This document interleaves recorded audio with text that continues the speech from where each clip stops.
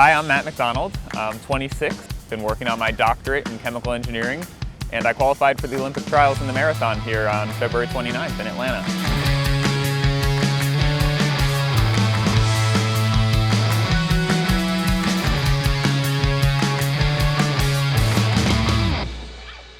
We'll go around this turn here, and then it's straight down a little hill to the finish line.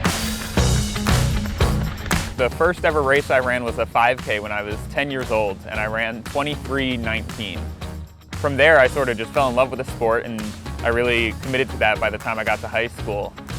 I was actually somewhat good on a national level. I made it to Foot Locker for cross country my senior year in 2010, which was a lot of fun. I went on to run in college at Princeton, then came straight down to Atlanta to pursue a doctorate in chemical engineering. When I came to Atlanta, I really thought I was done.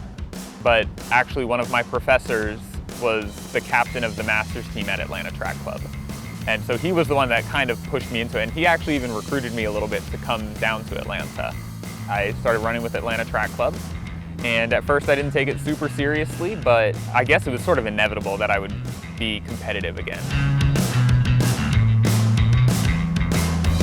A regular day is wake up at around 6 o'clock.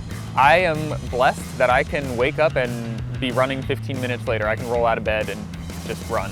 Get back at around 8 and shower, eat breakfast, and get to Georgia Tech. Part of the good thing about still being a student is the flexibility that comes with it. I'll start an experiment in the lab and then change into a singlet and running shorts and go for a jog, and everyone laughs at me for it, and then I come back and, put my sweatpants on because you're not allowed to wear shorts in the laboratory, and get right back to work. 5:30 I'll go for my double. Rather than spend rush hour sitting in my car, I spend rush hour running past a bunch of cars that are parked on Peachtree, basically. Wrap up any experiments that are going on in the lab, head home and stretch, relax on the couch, eat dinner, and then in bed by 9:30. I really think that if I weren't pursuing my doctorate or didn't have some sort of rewarding job, I would be worse at running. Of all the running memorabilia I have, I think this cowbell means the most to me. It's from Boston this year. My mom got it to cheer for me. It makes the loudest, most obnoxious sound in the world, and honestly, I'm embarrassed for everyone else around me and near my mom. When I hear it and hear her screaming her head off, I know that she's there for me. I'm excited for the race to be in Running City, USA, because I don't know that there's any better way to prepare for it than to live it. Lucky for me, that's what I've been doing for the past 4 years. Getting used to the hills, getting used to the heat, getting used to the humidity. I know I'll run the trials on February 29th, and then in the next 2 weeks I'll be defending my doctorate thesis and I'll be a doctor. I don't think what I'm doing is really impossible for anybody to do.